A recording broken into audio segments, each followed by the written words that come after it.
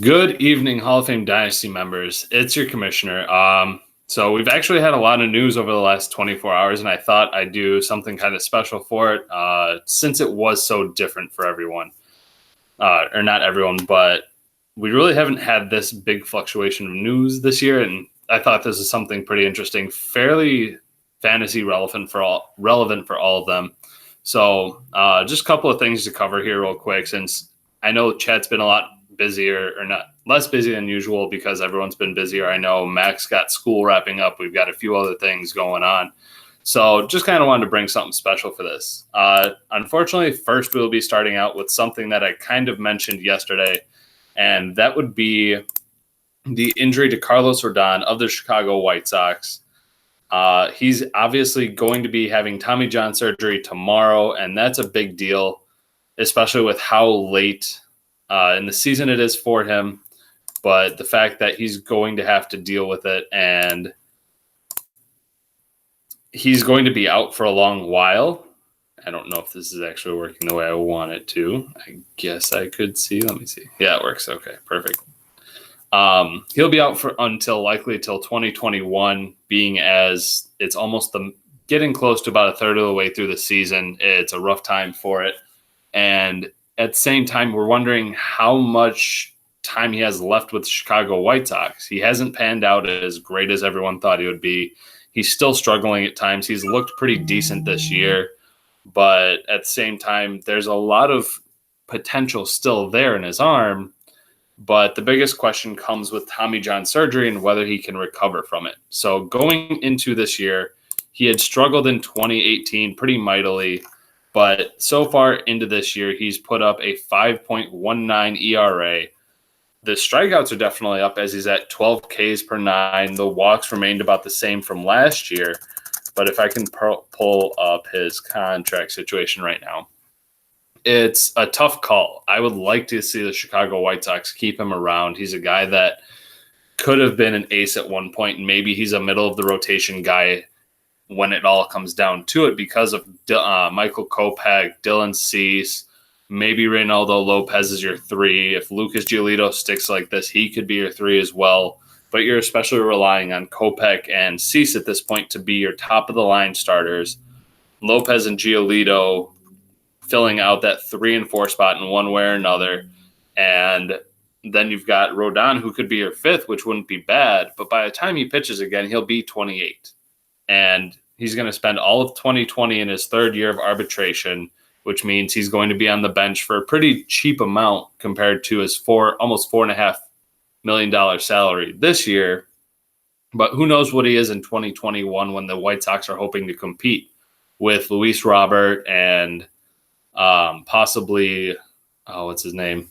Luis Basabe out in the outfield as well. Moncada at second or third with Madrigal at second. You've got a team that should win starting in 2020, hopefully 2021. They're in the thick of it. But Rodon's going to be just joining this team back.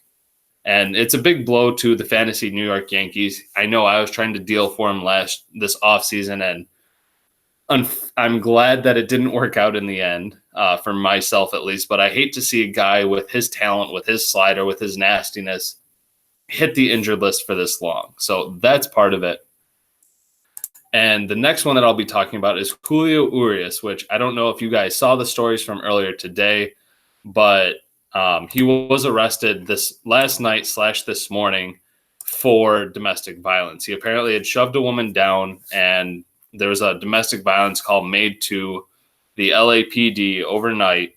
And unfortunately, this is something that isn't uncommon at this point in any sport, whether it be baseball, whether it be football. We see it much more often than anyone would really like to see that. And this is a kid that's 22, has pitched in the MLB at times. And even though he's dealt with injuries, he's been at the top of his level for the most part and has always been on the young side of his class. Now, if he can, there's so many big things with it. And we know Major League Baseball does not play around with it. We saw Aroldis Chapman suspended for 80 games, or I think 35. And every year they've gotten stricter and stricter and stricter with harsher penalties every single year. Now, obviously, there's going to be a big difference in dealing with the case of it. You have to find out the investigation, what exactly happened, if there's any mitigating circumstances. But it's unfortunate to see a 22-year-old like this who's trying to put together a career at the MLB level, whether it's real or not, be accused of it, but also put himself in this situation. There's no reason that obviously you should ever have to deal with this when as a major league player. We also saw this with Addison Russell of the Chicago Cubs over the last year. He dealt with, he was accused of it and most likely was a contributor to domestic violence. So it sucks to see these young kids doing it. And I really hope that he's able to correct himself, get back on top, both in baseball and in life, because there's no reason for any of it. And looking at what he's been doing this year, if I can pull it up here, I mean, he's bounced around for the Dodgers organization at times, obviously due to injuries, but a 3.18 ERA, 10.5 strikeouts per 9 with less than 3 walks per 9 innings. Performed really well. Obviously, the Dodgers like to bounce around their pitchers, and that's a huge blow to the Dodgers organization because of the fact that they bounce around their pitchers. They've had injuries. They haven't had the healthiest staff this year, but it's also a big blow for the fantasy Dodgers with Chris Barnes because we don't know what's going to happen, if he's going to have a large suspension. And if he does, obviously it's going to hurt the Dodgers rotation, both fantasy and real life at this point. And he's 22. You're hoping he can get his head on right and become a better person at this point, but we don't know. So that's what it is at this point. We have to wait for more to come out. Unfortunate to see him in this situation that he put himself in. On the lighter side, though, after with how the Brewers have struggled, they've decided to finally bring up their top prospect in Keston Hiura. He'll be playing second base, which means Travis Shaw has hit the disabled list or injured list at this point. I keep forgetting about it every once in a while. I like to call it injured reserve, as every other sport uses IR. But he was raking in AAA earlier this year. Absolutely 37 games, almost 150 plate appearances with 11 home runs, I think 12 doubles, if I can pull it up. Yep, 12 doubles, 1 triple, 26 RBIs with a 333 batting average and a 408 on base with a slugging percentage close to 700. Obviously, it's a little bit different due to the fact that I can't remember what league the Brewers AAA affiliate is in as I pull it up here. Oh, come on. Don't be slow, computer. Triple A is the San Antonio Missions, who are a part of the Pacific Coast League, so the PCL. And if you know anything about the minor leagues, the PCL is a very offensive-heavy league. That's where pitchers usually struggle when they get to AAA if they're in the PCL, because most of those ballparks are bandboxes.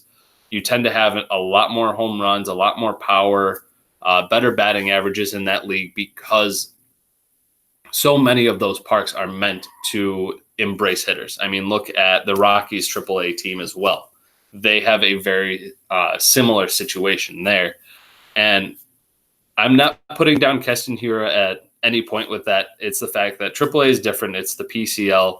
But we've also seen his offensive prowess in AA and high A as well, where he batted above 300 overall last year with some decent power, only 13 home runs on the year, but he's a good combination of power and speed and average. Really, the only thing he really doesn't stand out in is speed.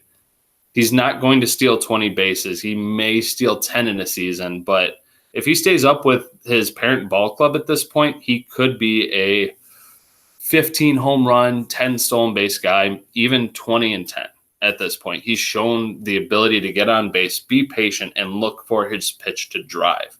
So he's an exciting call-up, whether it's in this league or any other league. I know I'm excited for this league to bring him up with how much Travis Shaw has struggled. He did make my lineup tonight, so it's kind of exciting. But I'm glad to see a lot of this younger talent across the league getting their opportunity.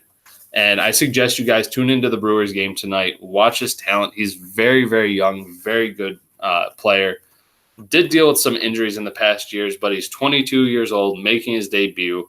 So that's something to catch tonight if you guys are looking for something to watch. Obviously, it's a Tuesday, not a whole lot always going on, but catch that Brewers game. It's about the brightest news we have on today. That's about it for breaking news. So I'll talk to you guys later.